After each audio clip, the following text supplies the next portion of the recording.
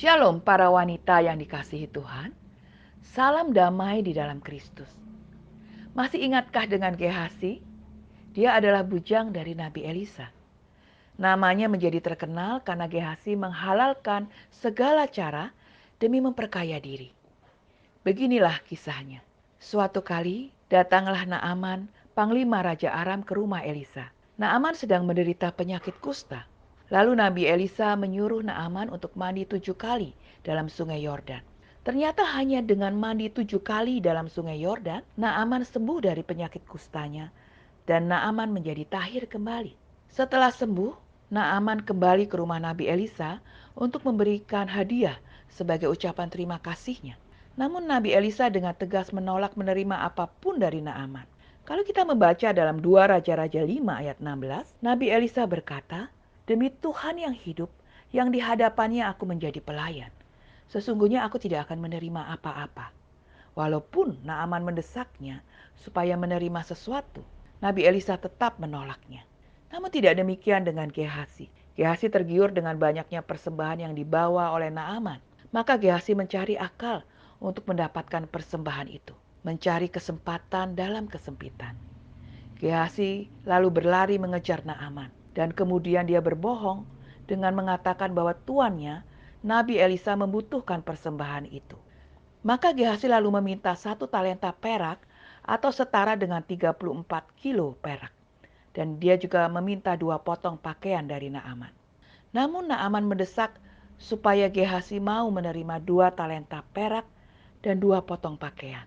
Maka Gehasi pun menerima 2 talenta perak dan 2 potong pakaian dari hasil berbohong dan menipu Naaman. Para wanita yang dikasihi Tuhan, apakah Nabi Elisa tahu perbuatan busuk Gehasi? Tentu saja tahu. Dan akibatnya, kusta Naaman lalu melekat pada Gehasi dan anak cucunya sampai selama-lamanya. Pada zaman itu, penyakit kusta merupakan penyakit yang tidak dapat disembuhkan dan dianggap sebagai kutukan dari Tuhan. Hanya karena ingin memiliki 1 talenta perak untuk membeli kebun zaitun, kebun anggur, kambing domba, lembu sapi, budak laki-laki dan budak perempuan, Gehasi dikutuk oleh Tuhan dan mendatangkan kutukan bagi anak cucunya sampai selama-lamanya. Mengapa bisa demikian?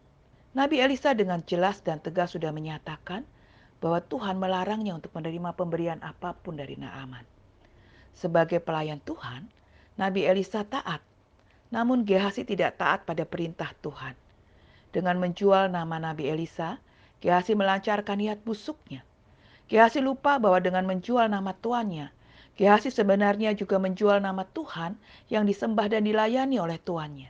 Ini yang fatal di mata Tuhan. Maka hukuman yang Tuhan jatuhkan juga tidak tanggung-tanggung. Gehasi dan anak cucunya kena kusta karena kutukan Tuhan. Tragis bukan? Harta yang didapat tidak sebanding dengan akibatnya. Itulah hasil yang diperoleh karena melayani Tuhan dengan motivasi yang tidak benar.